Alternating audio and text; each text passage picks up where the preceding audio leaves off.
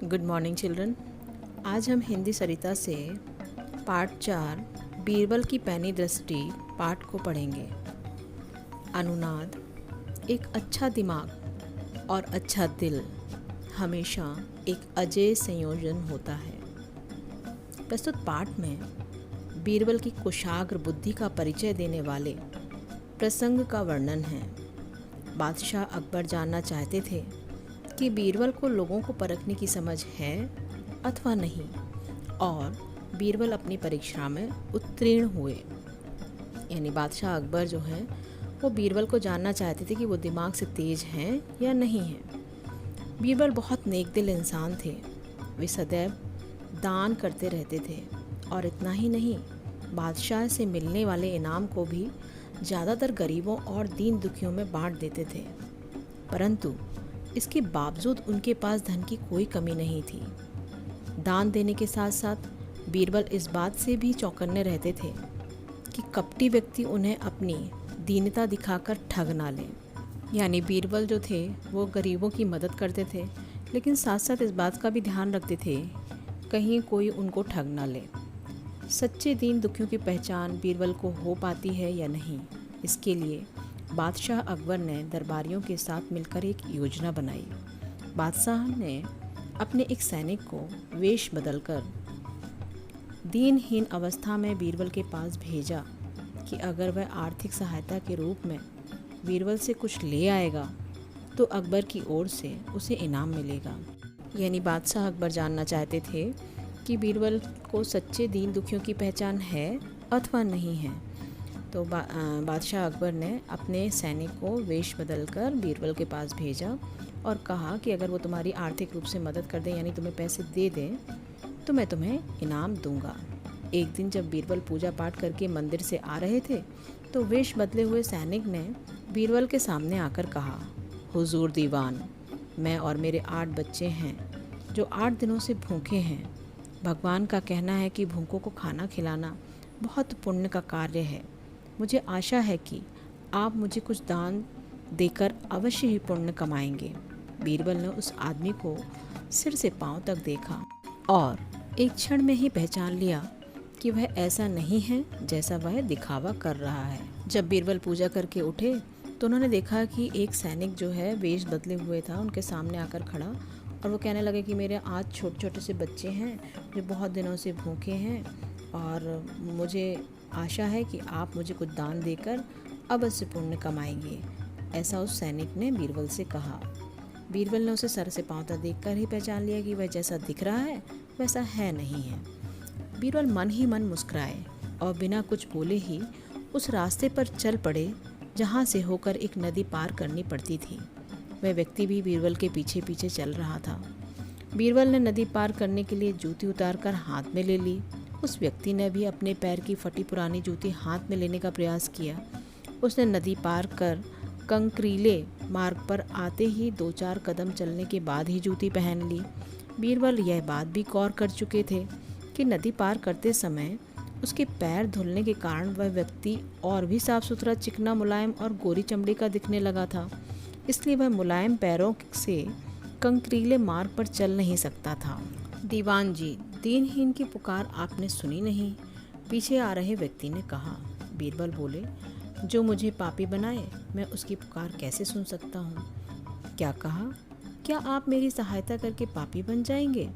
हाँ, इसलिए कि शास्त्रों में लिखा है कि बच्चे का जन्म होने से पहले ही भगवान उसके लिए भोजन की व्यवस्था भी कर देते हैं। यह भी कहा है कि भगवान इंसान को भूखा उठाता है पर भूखा सुलाता नहीं है। इन सब बातों के बाद भी तुम अपने आप को 8 दिन से भूखा कह रहे हो। इन सब स्थितियों को देखते हुए यही समझना चाहिए कि भगवान तुमसे रुष्ट हैं और वे तुम्हें और तुम्हारे परिवार को भूखा रखना चाहते हैं, लेकिन मैं उनका सेवक हूँ। अगर मैं तुम्हारा पेट भर दूँ तो ईश्वर मुझ पर रुष्ट हो जाएंगे। मैं ईश्वर के विरुद्ध नहीं जा सकता। ना बाबा ना, मैं तुम्हें भोजन नहीं करा सकता, क्योंकि यह सब कोई पापी ही कर सकता है। बीरबल का यह जवाब सुनकर वह चला गया। उसने इस बात की सूचना बादशाह और दरबारियों को दी। यानी बीरबल जो है उस ढोंगी व्यक्ति को समझ गए थे। इसीलिए जब बीरबल ने नदी पार की तो अपनी जूती हाथ में ले ली थी, तो उस व्यक्ति ने भी अपनी फटी पुरानी जूतियाँ उतार कर हाथ में ले ली। जैसे ही वो पानी के अंदर से निकला, उसके साफ सुथरे चिकने मुलायम और गोरी चमड़ी वाले पैर दिखाई देने लगे। अब तो वो बीरबल जो है उसे बहुत अच्छे से पहचान गए थे। तभी पीछे आ रहे व्यक्ति ने कहा, दीवान जी, आप दीनहीन की पुकार नहीं सुन रहे हैं। बीरबल बोले, मैं उसकी पुकार नहीं सुनता हूँ जो मुझे पापी बनाए। फिर उस व्यक्ति ने कहा, आप मेरी सहायता करके पापी बन जाएंगे? हाँ, इसलिए कि शास्त्रों में लिखा है कि बच्चे के जन्म होने से पहले ही भगवान उसके खाने की व्यवस्था कर देते हैं। यह भी कहा है कि भगवान जो है इंसान को भूखा उठाता है पर भूखा सुलाता नहीं है। इन सब बातों के बाद भी तुम अपने आप को 8 दिन से भूखा कह रहे हो। इन सब स्थितियों को देखते हुए तुम्हें समझना चाहिए कि भगवान तुमसे नाराज़ हैं और वे तुम्हारे परिवार को भूखा रखना चाहते हैं। लेकिन मैं उनका सेवक हूँ। बीरबल कह रहे हैं कि मैं उनका सेवक हूँ, अगर मैं तुम्हारा पेट भर दूंगा तो ईश्वर मुझ पर नाराज़ हो जाएंगे और मैं ईश्वर के विरुद्ध बिल्कुल नहीं जाऊंगा। मैं तुम्हें भोजन नहीं करा सकता, क्योंकि यह सब कोई पापी ही कर सकता है। मतलब जो कोई भी तुम्हें खाना खिलाएगा वो पापी ही होगा। बीरबल का जवाब सुनकर वह वहाँ से चला गया और उसने ये सारी बात बादशाह और दरबारियों को बता दी। बादशाह अब समझ गए कि बीरबल ने उसकी चालाकी पकड़ ली है।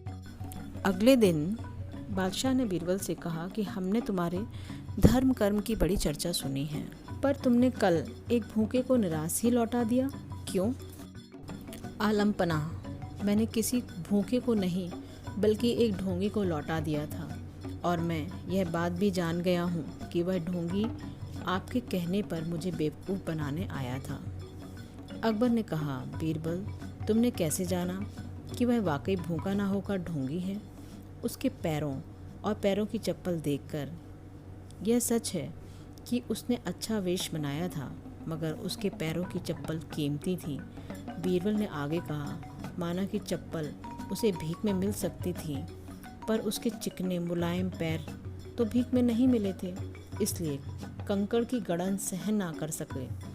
इतना कहकर बीरबल ने बताया कि किस प्रकार उसने उस मनुष्य की परीक्षा लेकर जान लिया कि उसे नंगे पैर चलने की भी आदत नहीं है।